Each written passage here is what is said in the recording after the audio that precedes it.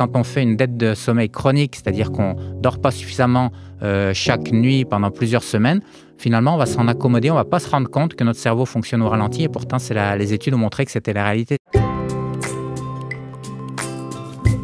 Salut à toutes et à tous, c'est Alexandre Dana. Avant de plonger dans notre émission, je voulais vous dire un immense merci. Avec 85 millions d'écoutes des podcasts Graines de Métamorphose et Métamorphose depuis le début de l'aventure, c'est grâce à vous qu'on a pu inspirer autant de personnes et devenir le premier podcast bien-être et psy en francophonie. On sélectionne les meilleurs experts pour offrir des conseils concrets et inspirants au quotidien.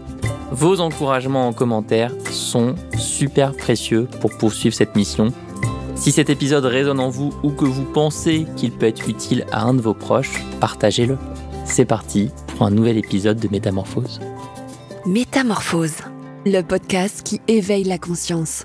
Tous les lundis et jeudis, dès 7h. Les amis, je suis très heureuse d'accueillir aujourd'hui comme sponsor de Métamorphose Aromazone, une belle entreprise française dont je suis fan et qui depuis 1999 est devenue un expert incontournable dans le soin et la beauté au naturel. Avec ses propres laboratoires de recherche qui sont situés à Cabrières d'Avignon, au cœur du Vaucluse, Aromazone se consacre à une mission importante, rendre le naturel accessible à tous. Pour moi, pour sa famille ou sa maison, tout en garantissant des soins efficaces, concentrés en actifs et à la composition irréprochable. Alors si vous voulez découvrir des solutions naturelles, je vous invite à explorer leur univers en boutique ou sur le site aroma-zone.com. Un immense merci à Aromazone pour démocratiser le naturel avec autant de passion et d'engagement. D'où vient la fatigue ? Comment la distinguer d'une simple flemme ? Et pourquoi passer plus de temps sur nos canapés ne suffit pas pour retrouver de l'énergie ? Présentée parfois à tort comme un simple manque de volonté ou de motivation, la fatigue est en réalité un phénomène complexe. Et c'est aussi un phénomène de taille quand 20% des Français souffrent de fatigue générale, dont près de 10% en situation de fatigue chronique. Mon invité du jour est un chercheur passionné, désireux de comprendre toutes les facettes de la fatigue. Dans son dernier livre intitulé « Défatiguez-vous », et publié aux éditions Marabout, coécrit avec ses collègues le docteur David Hupin et le docteur Baptiste Morel et appuyé par une littérature scientifique impressionnante, il propose une approche globale pour en finir avec la fatigue grâce à des solutions novatrices validées par la science. Bonjour professeur Guillaume Millet. Bonjour. Alors puisqu'on va parler de fatigue, comment est-ce que vous vous sentez aujourd'hui ? J'espère que vous n'êtes pas fatigué pour ce démarrage d'interview.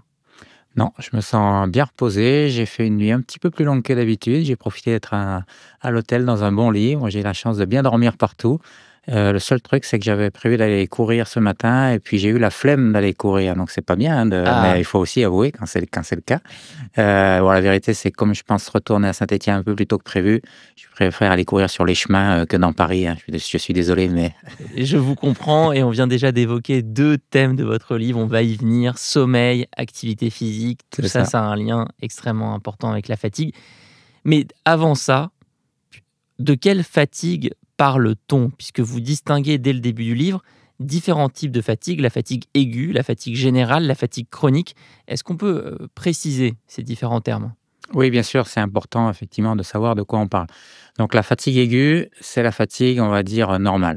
Vous avez une nuit de sommeil justement un petit peu plus courte, vous avez une journée de travail plus longue et ardue que d'habitude, vous faites un marathon. Donc là, c'est tout à fait normal de se sentir fatigué.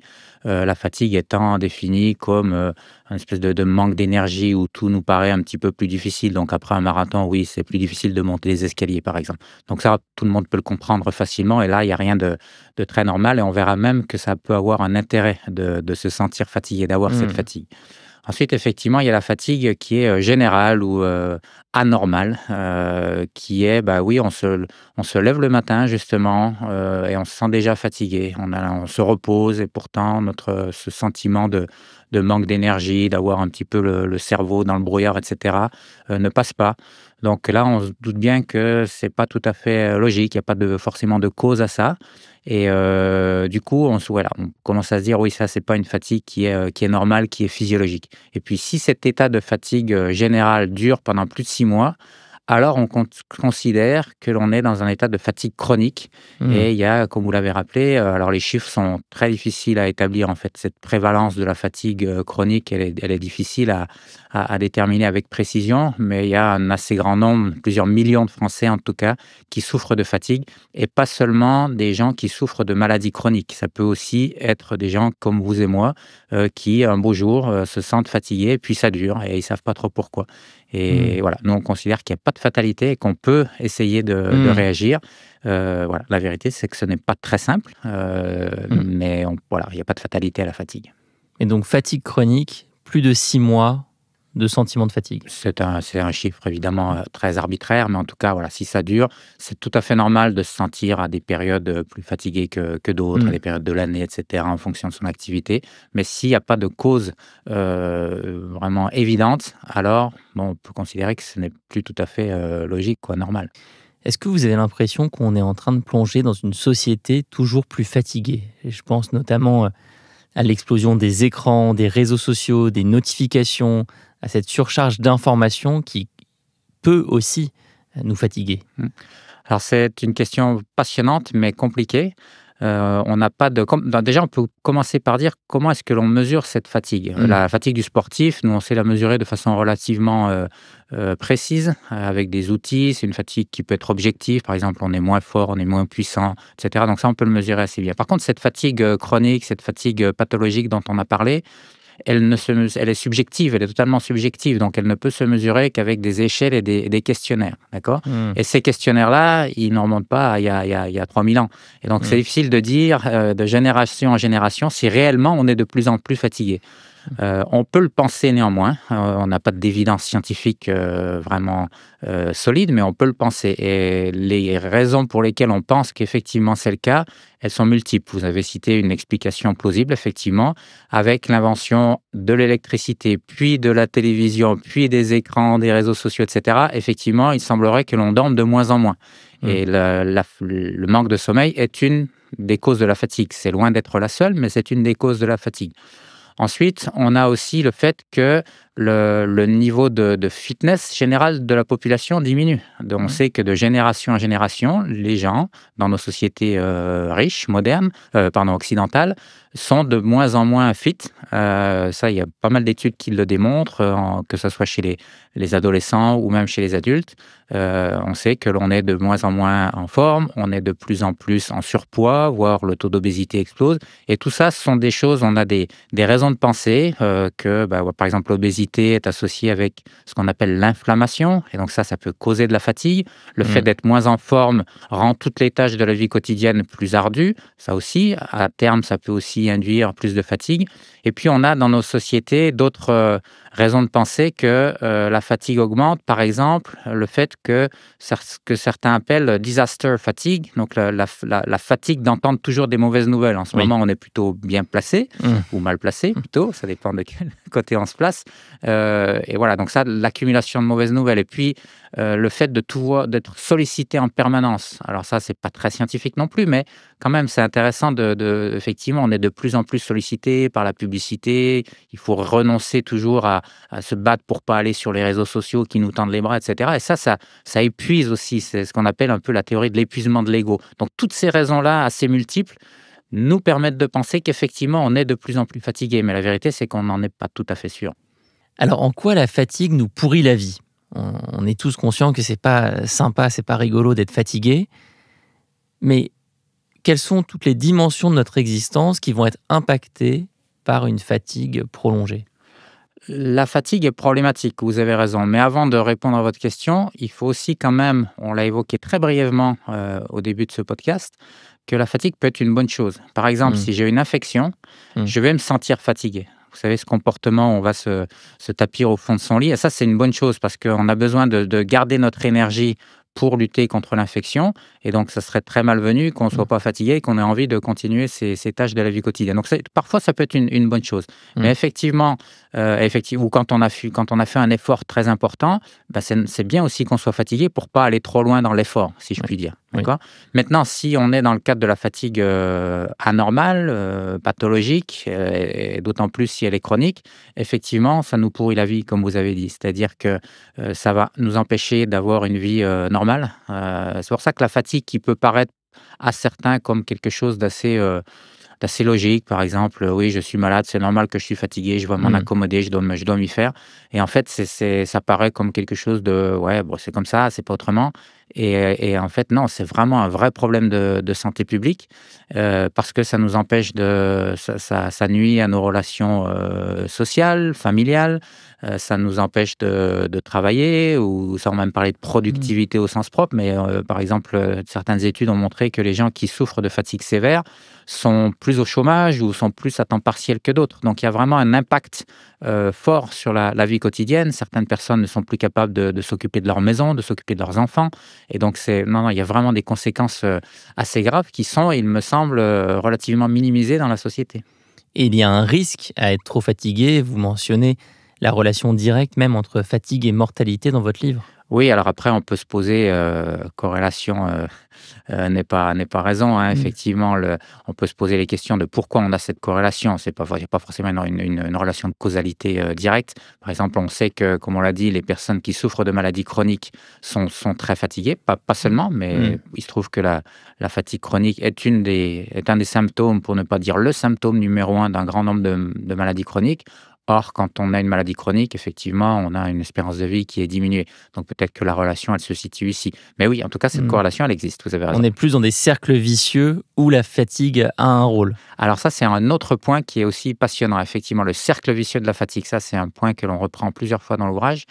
Qu'est-ce que c'est? Quand nous, on pense, et puis on pense pas seulement, on a essayé de le montrer, de produire des évidences scientifiques, que les gens qui sont moins en forme, qui sont ce qu'on appelle déconditionnés sur le plan physique, sont plus fatigués.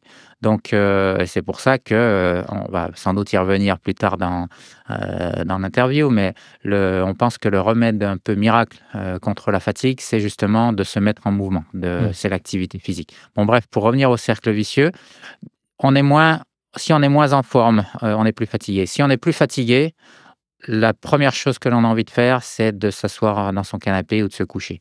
Et si on fait ça, si on adopte ce que l'on appelle des comportements sédentaires, alors on va renforcer le déconditionnement. On va perdre de la masse musculaire, on va perdre de l'endurance, etc. Et ça va renforcer notre sentiment de fatigue qui va faire qu'on aura encore moins envie de bouger. Et donc, tout l'enjeu, c'est d'essayer de sortir de cet engrenage, de ce cercle vicieux pour lutter contre la fatigue. Et il y a plusieurs solutions pour lutter contre la fatigue. Il n'y en a pas d'évidentes, il n'y en a pas de passives. Dans tous les cas, il faut se prendre en main. C'est pas évident, je le répète, et c'est le cas pour l'activité physique, mais pas que. Et pourtant, nous, on pense que c'est malheureusement la seule solution. Oui, c'est vraiment ce qui apparaît dans votre livre, cette complexité du phénomène de la fatigue et ces différents paradoxes, notamment le paradoxe entre l'inactivité et la sensation de fatigue, l'inactivité physique. Oui, c'est ça. Et ça, on a pu le montrer effectivement. Par exemple, on a fait des études sur des gens qui ont eu un cancer, qui sont en rémission, ou des gens qui souffrent de sclérose en plaques. Et on les a testés à la fois sur un vélo un ergomètre de laboratoire que l'on a développé qui permet de mesurer la fatigue musculaire, c'est-à-dire, c'est ça, en fait, avec ça, on peut tester le déconditionnement ou on mesure ce qu'on appelle la VO2 max. Est-ce qu'on peut rappeler ce qu'est la VO2 max aux personnes qui nous écoutent? C'est la capacité des individus, donc c'est quelque chose qui est vraiment important pour les sportifs, mais qui est aussi important pour tout un chacun, parce que c'est un indicateur du niveau de fitness. C'est la capacité des individus à consommer beaucoup d'oxygène par minute, et ce qui nous permet de produire beaucoup d'énergie sans être fatigué sur le plan musculaire, de façon un petit peu caricaturale. Voilà, c'est ça. Donc, cette capacité physique que l'on peut mesurer en laboratoire, on l'a fait, et en parallèle, on a mesuré grâce à des questionnaires cette fameuse fatigue chronique, subjective dont on a parlé, et on s'est rendu compte qu'en fait, il y avait un lien entre les deux, c'est-à-dire qu'effectivement, les gens qui étaient le plus fatigués, qui se disaient le plus fatigués, étaient aussi ceux qui étaient le moins performants ou le plus fatigables sur le plan physique. C'est pour ça qu'on pense qu'il y a un lien entre les deux, sans aller jusqu'à dire, bien évidemment, puisque vous l'avez dit et on l'explique longuement dans le livre, que la fatigue, c'est un phénomène extrêmement complexe, mais on pense que ça, c'est une des pièces du puzzle, ce déconditionnement. Et voilà, donc c'est pour ça, effectivement, on associe déconditionnement et fatigue subjective, et d'où l'intérêt de se remettre en mouvement, tout simplement. Vous nous dites même qu'un repos excessif dans le contexte d'une fatigue chronique comporte des risques. Oui, oui, c'est les risques de la sédentarité, effectivement. Le canapé nous tend les bras, oui, on n'a qu'une envie, c'est d'y aller. Et c'est la dernière chose qu'il faut faire. Ça ne veut pas dire évidemment qu'il faut mettre son canapé au feu. Parfois, on a besoin de se reposer, c'est tout à fait normal, mais il ne faut pas que ça devienne une habitude et il ne faut pas que ce soit un mode de vie surtout. Alors, est-ce qu'il y aurait certaines activités physiques plus susceptibles de nous aider à lutter contre la fatigue que d'autres? Alors, encore une autre question très intéressante et compliquée. Ce qu'il faut savoir dans un premier temps, c'est que quand on suit des programmes un petit peu génériques d'activité physique, vous savez, les programmes, les recommandations de l'Organisation mondiale de la santé, donc 150 minutes par semaine, on va faire de l'activité physique modérée, éventuellement un petit peu intense, de type endurance, ou on dit aérobie également, un petit peu de renforcement musculaire léger, quelques étirements. Eh bien, ce genre de programme suffit déjà à se défatiguer, nous mettre en forme d'une façon générale et à nous défatiguer. Mais nous, on pense que, c'est notre métier en fait, il y a beaucoup de chercheurs dans le monde qui travaillent, et en France également, dont nous, notre équipe à Saint-Étienne et à Chambéry, où travaille un de mes co-auteurs, on s'intéresse à, effectivement, est-ce qu'on peut aller un petit peu plus loin et essayer de faire des recommandations. Et on donne souvent l'image de l'activité physique est un médicament. Je sais que certains n'aiment pas cette analogie, mais moi, elle me plaît. Si l'activité physique est un médicament, essayons de travailler sur la posologie. On ne va pas donner la même dose, le même type de médicament à tout le monde, en fonction de la maladie, bien sûr. Le médecin, son job, c'est de trouver le bon traitement. Eh bien, le traitement activité physique, c'est la même chose. Il faut qu'on détermine, le type d'activité physique que l'on va faire, qui sera le plus optimal. Si on fait, j'ai envie de dire, n'importe quoi à petite dose, ce sera toujours mieux que rien. Mais si on peut essayer d'optimiser les choses, c'est encore mieux. Donc, il faut travailler sur le type d'activité physique, la durée par semaine, et puis l'intensité de l'exercice que l'on va demander aux gens.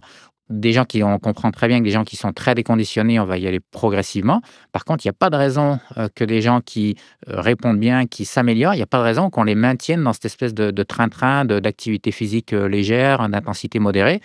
À un moment donné, il faut aussi pousser la machine. Et donc, chez certaines personnes, on peut le faire plus ou moins vite. Chez d'autres, il faut y aller plus tranquillement. Donc, on travaille un petit peu sur ça, et la raison pour laquelle on pense qu'on peut faire mieux que ces programmes génériques, c'est que la fatigue, on l'a vu, c'est très complexe. Donc, on a cité déjà quelques causes, mais si on est, l'exemple que je prends toujours, c'est si on est très fatigué parce qu'on n'arrive pas à dormir, on a des troubles du sommeil, etc. Il y a beaucoup de gens qui sont dans cette situation. Ou si on est très fatigué parce qu'on sort d'une chimiothérapie et qu'on a perdu 20 kilos de masse musculaire, ça n'a pas de sens de leur proposer le même exercice. Ce sont même des exercices complètement diamétralement opposés. Voilà, donc ça, c'est un exemple un petit peu caricatural, mais pour dire qu'on peut vraiment aller plus loin que de dire, oui, bouger 150 minutes par semaine. Et si on s'arrête sur justement le cas de figure que vous venez de donner, d'un côté la personne qui a du mal à dormir et de l'autre côté la personne qui a perdu une grande partie de sa masse musculaire, on va donc varier le type d'exercice et on va proposer, je suppose, à la personne qui a perdu la masse musculaire plus du renforcement musculaire, justement du travail avec des poids pour aller reconstruire du muscle. C'est ça. Et à la première personne, on va lui proposer plus du cardio. C'est ça. Dans les deux cas, on va faire de l'activité physique, mais l'activité physique n'aura rien à voir. La personne qui a du mal à dormir, ce qui est conseillé, c'est plutôt de faire de l'activité la plus longue possible, mais d'intensité légère, en fin d'après-midi. Voilà, ça c'est idéal. On va aller marcher ou faire un peu de vélo en fin d'après-midi, du Nordic walking, ce genre de choses, ça c'est idéal.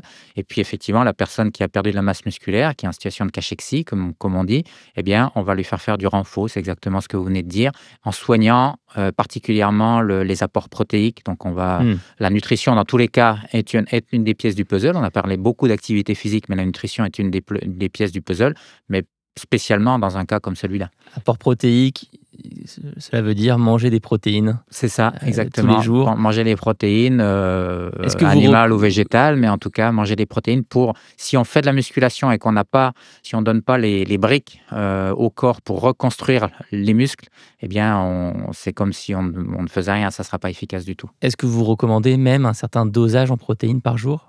Oui, on peut tout à fait travailler avec des nutritionnistes en fonction justement de l'état de la personne. Donc, on a des Mmh. recommandations qui sont classiques, hein, Mmh. que j'ai même plus en tête précisément, de grammes Mmh. d'acides aminés, enfin de protéines par jour.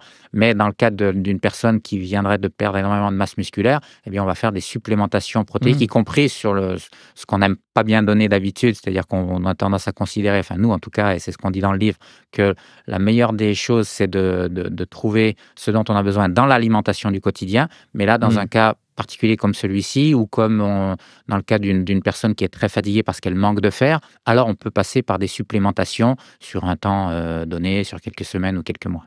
En tout cas, sur ce que chacun peut faire au quotidien pour bouger plus, il y a dans le livre des séries d'exercices adaptés selon la situation, qui sont d'ailleurs très complètes, je recommande vivement, et qui permettent d'aller composer justement son propre programme en variant du type d'exercice, durée et intensité. C'est ça. Dans le livre, on a essayé à la fois d'expliquer les choses, mais aussi de donner des solutions pratiques. On ne voulait pas faire un livre de recettes, mais on donne quand même à la fin, effectivement, des programmes d'activité physique, par exemple, en fonction des différentes pathologies, et aussi même des conseils généraux, pas forcément uniquement d'activité physique, pour des situations de la vie où on se trouve fatigué de façon un petit peu plus aiguë.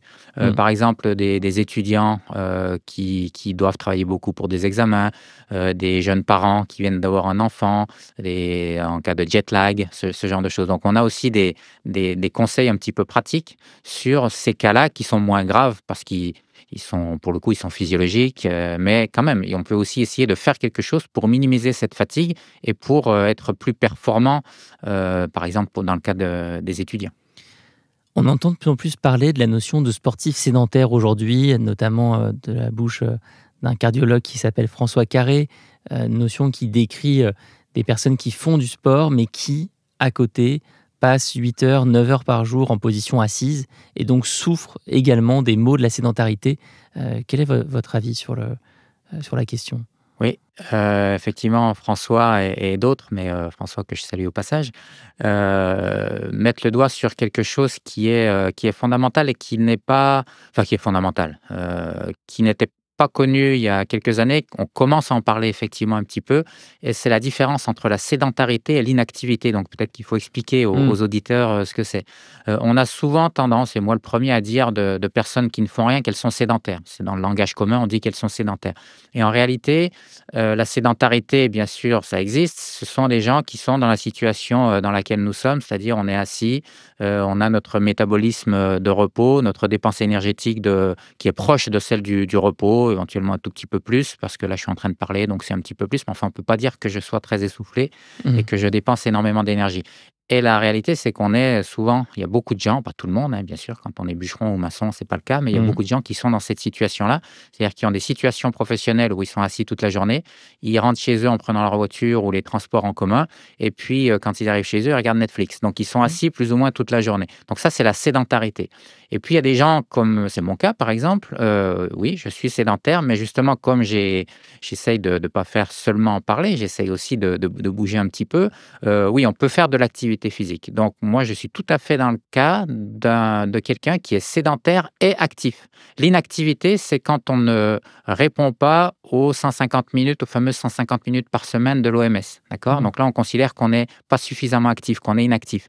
Mais il y a beaucoup de gens en réalité qui sont, comme vous l'avez dit, c'est même pas tellement sportif sédentaire. On peut être aussi très actif sans être sportif. Par exemple, quelqu'un qui marcherait tous les jours une demi-heure, par exemple, on pourrait dire qu'il est un bon pas, on pourrait dire qu'il est Mmh. actif. C'est pas forcément un sportif au sens Mmh. propre du terme. Il fait pas de sport, il fait pas de compétition, mais il pourrait être comme ça et sédentaire.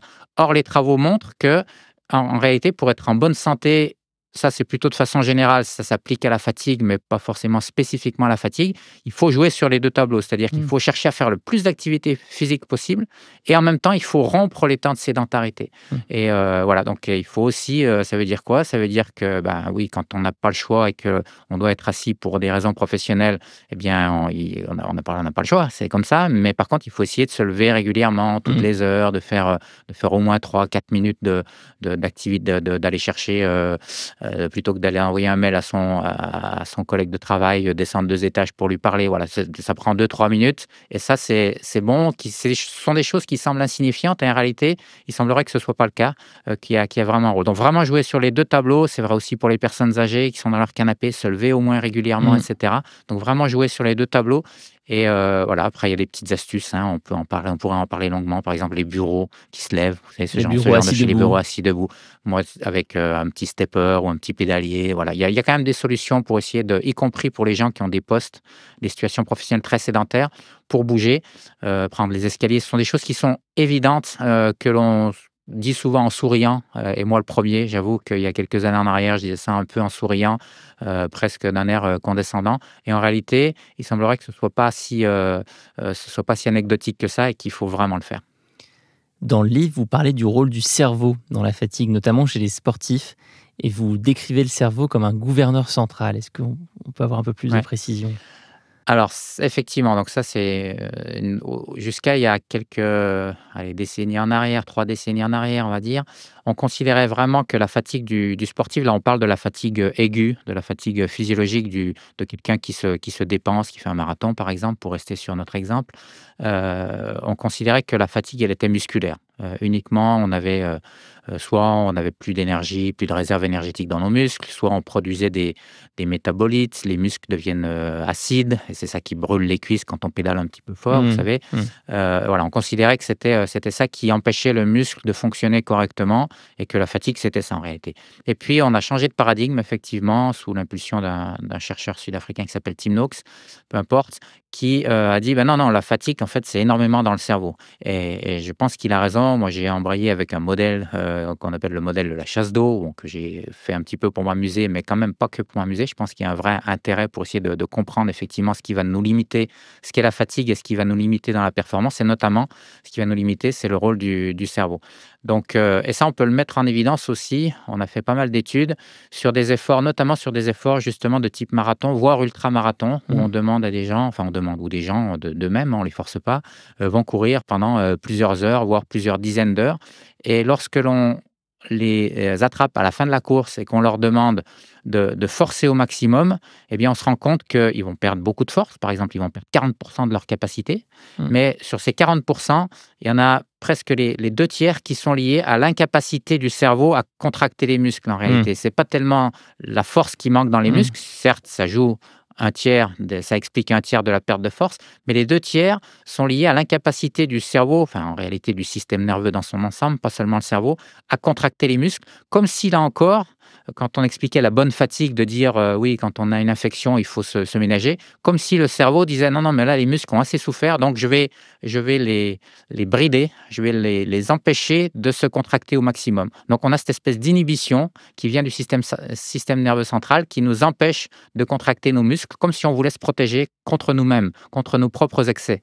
Il n'envoie plus le signal. C'est ça, il n'envoie plus assez de signal moteur dont on a besoin bien sûr pour contracter nos muscles. Et alors, pour les grands sportifs, quels conseils de récupération on peut alors mentionner ? Puisque vous l'avez dit tout à l'heure, la fatigue, elle a parfois du bon. Et il faut l'écouter aussi, cette fatigue, notamment si je suis un grand sportif et que je tais ma fatigue en permanence. À un moment, je vais m'exposer à des gros problèmes. Si je force le gouverneur central à envoyer le signal, je m'expose à des blessures. Oui, effectivement, quand on s'entraîne trop, quand on a un excès d'activité physique sans une récupération optimale, à un moment donné, on peut passer du côté obscur de la force et on peut être fatigué de façon chronique. C'est-à-dire qu'on a parlé de la fatigue chronique en disant oui, c'est essentiellement des gens qui ont des maladies chroniques ou des gens plutôt sédentaires qui souffrent de fatigue chronique. Et je pense que c'est vrai. Mais il y a aussi à l'inverse, à l'autre extrémité de l'échelle, des sportifs, ce que vous appelez des grands sportifs, souvent des sportifs professionnels ou apparentés professionnels, mais pas seulement. C'est-à-dire qu'on a aussi, donc ça arrive, qui sont en situation de fatigue chronique, c'est-à-dire qui sont ce qu'on appelle surentraînés. Ils ont un syndrome de surentraînement dont ils mettent très longtemps à se remettre, comme les gens qui ont une fatigue chronique et qui n'arrivent pas à en sortir. Seulement, quand on dit grands sportifs, c'est justement pas seulement des sportifs professionnels, parce qu'on a aussi des gens qui s'entraînent moins, certes, que les sportifs professionnels, mais par contre, qui ont une activité à côté, qui ont une vie familiale, qui ont une activité professionnelle, évidemment, et qui ont du coup prennent un peu sur le temps masqué, qui s'entraînent en temps masqué. Donc, ils vont réduire leur nuit pour pouvoir s'entraîner, notamment pour faire des épreuves un peu au long cours, comme des marathons, des ultramarathons ou du vélo, etc. Et donc, au final, certes, ils s'entraînent moins que les sportifs professionnels, mais comme ils ont moins de temps de récupération et sûrement aussi de capacité de récupération, au final, ils peuvent rentrer aussi dans cette espèce d'engrenage qui les conduisent au surentraînement. Donc, ce n'est pas réservé aux sportifs professionnels ou aux grands sportifs. Bon, il faudrait s'entendre sur ce que l'on appelle grands sportifs. Alors, après avoir bien couvert ce sujet de l'activité physique, je voulais aussi vous interroger sur notre égalité ou inégalité face à la fatigue. Est-ce qu'il y a des personnes qui sont plus sujettes à la fatigue que d'autres ? Oui, il y a déjà la moitié de la population, ce sont les femmes. Non, blague à part, les femmes sont effectivement, se disent, quand on fait remplir des questionnaires pour juger du niveau de fatigue, les femmes sont systématiquement plus fatiguées que les hommes. Et ce qui est paradoxal, c'est que quand on mesure, nous, avec les techniques que j'ai expliquées tout à l'heure, que ce soit la fatigue centrale ou même la fatigue musculaire, surtout la fatigue musculaire d'ailleurs, les femmes sont plus résistantes à la fatigue. C'est-à-dire et on l'explique en particulier parce qu'elles ont, dans nos muscles, on a des fibres qui sont plus explosives, qui nous permettent de faire des sprints, et puis on a des fibres qui sont plus résistantes à la fatigue. Et les femmes ont en moyenne plus de fibres résistantes à la fatigue. Donc elles sont mieux armées pour résister à la fatigue musculaire. Et pourtant, quand on les interroge, elles sont plus fatiguées. Donc, on peut se poser la question de pourquoi il n'y a pas de réponse évidente à cette fin. Il y a une réponse évidente, mais qui n'est pas certifiée d'un point de vue scientifique. Ça tourne autour de la notion de charge mentale. Donc, effectivement, elles sont mieux armées pour répondre aux charges, notamment physiques et peut-être mentales aussi. Sauf que la charge mentale qu'elles doivent surmonter, en général, hein, bien sûr, elle est supérieure. Et là, on fait référence évidemment aux notions d'inégalité entre les genres dans nos sociétés actuelles, où les femmes ont plus de choses à faire en général, et notamment sur le plan familial, même si j'espère que les choses changent un petit peu, mais on n'est pas arrivé complètement à l'égalité au jour d'aujourd'hui. Et du coup, ça peut expliquer sans doute pourquoi les femmes se disent plus fatiguées. Alors qu'elles ont cette meilleure résistance qui, je crois, fait référence au concept de flexibilité métabolique dans votre livre. Alors, il y a effectivement cette notion de fibre lente, résistante à la fatigue, comme je l'ai dit. Et puis l'autre explication, vous avez raison, je ne suis pas allé au bout des explications de l'avantage des femmes à être plus résistantes, plus endurantes, plus résistantes à la fatigue. C'est la flexibilité métabolique. Qu'est-ce que l'on entend par là? C'est simplement leur meilleure capacité à utiliser les graisses. Elles ont plus de réserves de graisse pour des raisons liées à l'évolution, hein, parce qu'elles ont besoin d'allaiter, de s'occuper des enfants et de faire en sorte que les enfants aient toujours de quoi se nourrir.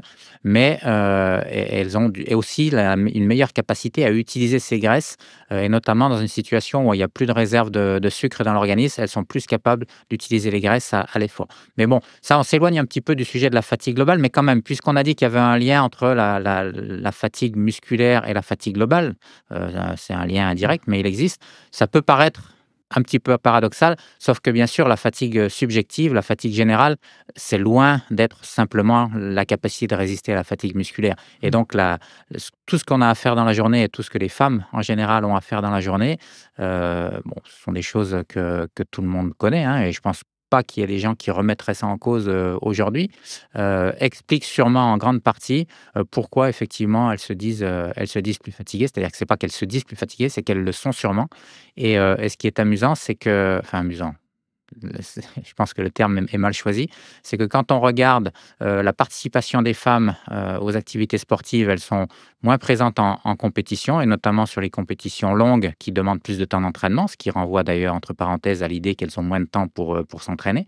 Et puis, ça, à la limite, on peut s'en accommoder, mais ce qui est plus dramatique, c'est qu'elles sont aussi moins actives. Si on interroge également les hommes et les femmes sur leur nombre d'heures d'activité physique par semaine, eh bien, il y a encore un déséquilibre. Là encore, c'est en train de changer un petit peu, mais les femmes sont moins actives pour sans doute les mêmes raisons. Et donc, quand elles sont moins actives, quand on est moins actif, on en a parlé tout à l'heure, on est aussi plus fatigué. Donc, cette charge mentale supérieure, en lien d'ailleurs avec la conséquence directe, c'est aussi qu'elles ont moins de temps pour faire de l'activité physique. C'est un petit peu la double peine qui explique pourquoi elles sont plus fatiguées. Si je reviens à votre question initiale, qui est plus fatigué? Donc j'ai dit les femmes. Ensuite, il y a un effet de l'âge, mais qui n'est pas aussi simple que ce que l'on pourrait penser. On aurait tendance à se dire, plus on est âgé et plus on est fatigué. Et la réalité, c'est un peu plus compliqué que ça. Les jeunes, en réalité, il semblerait soient plus fatigués, et peut-être surtout depuis quelques années ou quelques décennies, les jeunes, et peut-être en lien avec ce que vous avez évoqué au début, les réseaux sociaux, même si les jeunes n'ont pas le monopole de l'usage des réseaux sociaux, les jeunes sont plus fatigués que les plus âgés. L'âge idéal, c'est au moment de la retraite. Bon là, peut-être qu'il y a moins de soucis, moins de charges, justement, les enfants sont grands, d'ailleurs pour les femmes aussi, c'est un peu un soulagement. Et jusqu'à un certain âge, autour de 70-75 ans, où là, les choses s'inversent et de nouveau, effectivement, lorsque l'on prend vraiment de l'âge, les personnes très âgées, là, pour le coup, deviennent de nouveau plus fatiguées. Donc, voilà, l'effet de l'âge, il est plutôt une diminution avec l'âge du niveau de fatigue. Et ensuite seulement, à un âge très avancé, on a une augmentation de la fatigue. Et puis après, elle est très subjective et très même culturelle, et au-delà des cultures, très différente d'un individu à un autre. On fait souvent l'analogie avec la douleur. Si vous mettez le même stimulus nociceptif à deux personnes, par exemple, un des tests qui est utilisé, on ne travaille pas trop sur la douleur, mais un des tests qui est utilisé, c'est de plonger la main dans une eau très froide, par exemple, et de demander aux personnes de tenir le plus longtemps possible. Eh bien, c'est la même température, le même temps, etc. Et il y a des gens qui vont dire non, là c'est insupportable, j'enlève ma main, et puis d'autres qui vont s'en accommoder. Et on pense que pour la fatigue, c'est un petit peu la même chose. Oui, sur les personnes âgées, vous mentionnez le paradoxe plus fatigable mais moins fatigué dans le livre. C'est ça. Alors, on a mentionné à 2-3 reprises le sommeil, mais quel rôle joue-t-il exactement dans la gestion de la fatigue? On sait tous que c'est important de bien dormir, mais pourquoi? Pourquoi? Parce que le cerveau a besoin d'un reset tous les jours. Il accumule des substances pendant la journée, il accumule du glutamate, il accumule de l'adénosine. Et à un moment donné, on a besoin de tirer la chasse, pour reprendre mon analogie de la chasse d'eau, mais c'est tout à fait ça.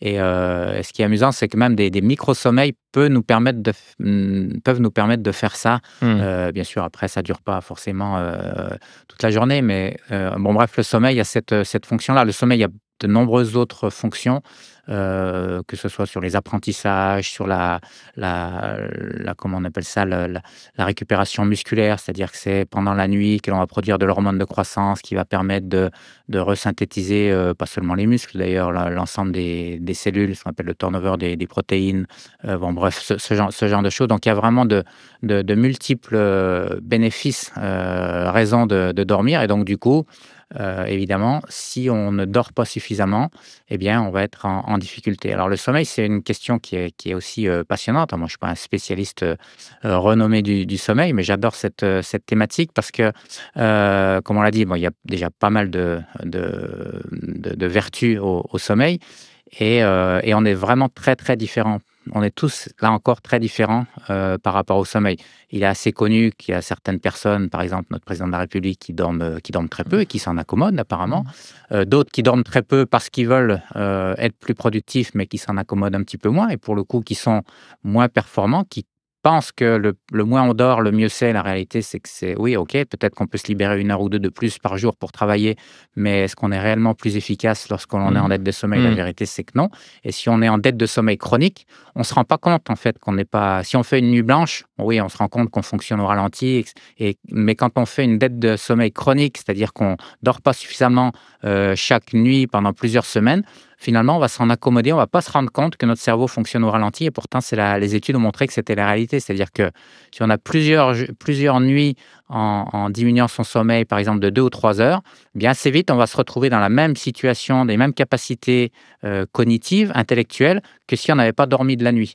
Et sauf que Dans un cas, on s'en rend compte et pas dans l'autre. Et donc voilà, cette notion de dire oui, je veux être plus productif, je dors moins, en réalité, c'est à double tranchant parce qu'au final, oui, ça peut le faire quand on a un projet professionnel important, on peut le faire sur quelques nuits, en essayant de faire des siestes courtes pour compenser, en jouant un peu avec la caféine. Donc ça, effectivement, c'est possible. Mais sur le long terme, c'est pas tenable. Voilà, on est tous inégaux par rapport à la durée de sommeil et malheureusement ou heureusement, on ne peut rien y faire. Et est-ce que vous avez des conseils pour nous aider à améliorer la qualité de notre sommeil? Oui, alors les conseils, il y a un chapitre entier sur le livre, hein, et ce sont des conseils qui sont pour certains assez bien connus. Ce sont des conseils d'hygiène du sommeil, bien sûr, la température de la chambre quand c'est possible. C'est pas toujours le cas, notamment en ville l'été, donc 18 degrés. On dit d'avoir vraiment le noir complet dans la chambre. Donc évidemment, pas d'écran. Pourquoi? Parce que la lumière des écrans, la lumière bleue des écrans va empêcher la production d'une hormone qu'on appelle la mélatonine, Oui. et qui est l'hormone qui va déclencher le sommeil. Donc si on retarde la production de mélatonine, eh bien on va retarder d'autant l'induction du sommeil. Essayer de respecter des horaires réguliers. Donc ça aussi, c'est pas forcément très simple pour les gens qui essayent de faire des nuits courtes la semaine et puis qui disent bon ben au moins le week-end arrive, je vais pouvoir récupérer. Donc ils se lèvent très tôt le matin la semaine. Par contre, ils font des grasses matinées le week-end. C'est pas forcément idéal. Bon, je suis assez mal placé pour parler, mais bon, c'est comme ça. En réalité, on considère que il faudrait pas qu'il y ait un delta de plus d'une heure entre l'heure de lever de la semaine et l'heure de lever du week-end. Voilà, on peut récupérer un petit peu. Alors après, si on a besoin de dormir un petit peu plus, effectivement, il vaut mieux, plutôt que d'allonger les nuits, il vaut mieux faire des siestes pour récupérer. Ça, ce sont des stratégies qui marchent pas mal. Des siestes courtes, hein, 20 à 30 minutes, pas plus. Voilà, et puis il y a des conseils également liés à l'alimentation. Il va sans dire qu'il faut limiter la caféine, et arrêter la caféine 6 ou même 8 heures avant d'aller au lit. Et puis il y a des aliments également qui sont connus pour favoriser le sommeil, favoriser la production de tryptophane qui est le précurseur justement de la mélatonine, et donc ça peut également permettre pour le coup de favoriser la production de mélatonine. Donc voilà, il y a tout un tas de conseils qui sont certains connus, d'autres peut-être un petit peu moins. Certains pensent que des couvertures lestées peuvent jouer un rôle. Voilà, il y a un peu des petits trucs comme ça, prendre un verre de lait, enfin, ce genre de choses qui peuvent améliorer le sommeil. Mais tout ça, c'est à la marge. Ce qui compte avant tout, c'est hygiène de la chambre. Donc évidemment le bruit, la température, tout ce qu'on vient de dire. Horaire régulier et puis les écrans, ça c'est quand même la base. D'ailleurs, il y a aussi tout un passage dans votre livre sur les aliments anti-fatigue. Et j'ai découvert en vous lisant une anecdote incroyable. Le premier vainqueur du marathon des Jeux Olympiques modernes en 1896, quelqu'un dénommé Louis Spiridon, avait bu du cognac à 10 km de l'arrivée. Bon, c'est peut-être pas la meilleure idée qu'il a eue, mais tout ça pour dire, si on a mis cette anecdote dans le livre, c'était pour montrer que depuis tout temps, les êtres humains ont cherché à lutter contre la fatigue, parfois avec des solutions intelligentes et parfois un petit peu moins. Là, je ne suis pas sûr que ce soit la meilleure idée, mais voilà. Et puis, vous parlez de 1896, mais on en est finalement encore là, c'est-à-dire que les gens, contrairement à ce que l'on met dans le livre, je suis fatigué. Le premier réflexe, c'est pas se dire je vais bouger un petit peu plus. C'est plutôt l'inverse d'ailleurs, c'est de dire je vais me mettre dans le canapé. Mais c'est de dire non, moi j'ai pas envie de bouger. Admettons, j'ai écouté le livre, mais c'est pas grave puisque j'ai pas besoin de bouger vu qu'il y a des aliments ou des compléments nutritionnels anti-fatigue. Donc ça, si vous avez effectivement des carences, par exemple, si vous avez su des compléments multivitaminés, riches en minéraux, enfin tout ce que vous voulez, si vous avez effectivement des carences dans ces vitamines ou ces minéraux, effectivement, ça peut vous rendre service. Si ce n'est pas le cas, vous allez surtout perdre de l'argent. Donc nous, c'est ce qu'on appelle la poudre de perlimpinpin, pour reprendre une expression à la mode. Et dans la plupart des cas, je ne veux pas me faire sans doute beaucoup d'amis, mais c'est comme ça, dans la plupart des cas, ça ne fonctionne pas. Ça peut fonctionner de manière occasionnelle, à condition que vous ayez une carence, et par chance sera levé par ce supplément. Mais en réalité, les nutritionnistes un peu sérieux commencent justement par faire le diagnostic de où potentiellement il peut y avoir des carences, et puis comme on l'a expliqué, on peut tout à fait être fatigué sans avoir aucune carence. Oui, si vous êtes carencé en fer, vous allez avoir moins de globules rouges et on sait que les gens qui sont, c'est ce qu'on appelle l'anémie, les gens qui sont très anémiés sont extrêmement fatigués. Donc là, pas de problème. Bien sûr qu'il faut donner du fer, y compris faire des piqûres, des suppléments. Donc là, il n'y a pas de problème. Mais si vous n'êtes pas carencé en fer, rajouter du fer, non seulement ça ne servira à rien, mais ça peut même être problématique. Et on pourrait dire la même chose d'autres vitamines, par exemple. Je crois que c'est la vitamine A. Si on prend trop de vitamine A, ça peut être toxique. Donc voilà, c'est pas ouais, je vais prendre des compléments. Au pire des cas, ça servira à rien. Oui, ça servira à rien, mais c'est même pire que ça. C'est-à-dire que ça peut même avoir des conséquences délétères sur la santé. Donc voilà, c'est pour ça qu'on est assez sévère dans le livre sur tous ces compléments nutritionnels. Oui, Voilà, après, il faut rentrer dans les détails et puis effectivement regarder c'est la composition, à qui ça s'adresse, etc. Mais globalement, il n'y a pas de solution miracle, c'est ce que je veux dire. Oui, je suis sorti de la lecture de votre livre en étant plutôt déterminé à arrêter certains aliments, à enlever des choses qui peuvent fatiguer, comme le café l'après-midi, plutôt que d'aller chercher l'aliment miracle qui va... l'assiette anti-fatigue n'existe pas. Par contre, certaines assiettes peuvent fatiguer. Certaines assiettes peuvent fatiguer, certains comportements nutritionnels sont quand même à privilégier. On donne d'ailleurs un peu les compositions. Alors, ce n'est pas un chapitre sur un livre sur la nutrition, bien sûr, c'est un livre sur la fatigue. Donc, la nutrition est une des pièces du puzzle, comme je l'ai dit. Il n'empêche qu'effectivement, il y a des comportements un peu vertueux que l'on peut avoir en termes nutritionnels. On cite par exemple le cas du petit déjeuner. Typiquement, alors là, ça a été un petit peu popularisé dans les médias, il me semble, mais typiquement, des gens qui prendraient des cornflakes, du jus d'orange, c'est-à-dire qui ont un pic d'insuline énorme au petit déjeuner, il y a à peu près 100% de chance qu'à 10 heures, ils aient un énorme coup de barre et qui n'aient qu'une envie, c'est de se jeter. Donc déjà, ils sont très fatigués tout de suite, donc ils ne tiennent pas la matinée, parce qu'il y a ce qu'on appelle une hypoglycémie réactionnelle. Donc si le taux de sucre dans le sang diminue, le cerveau, il n'aime pas beaucoup ça, donc il va ressentir une fatigue intense. Et puis tout ce qu'il veut faire, le cerveau, c'est justement compenser cette hypoglycémie. Donc on va se jeter sur la première barre chocolatée qui passe. Donc autant vous dire que là, on a faux sur toute la ligne.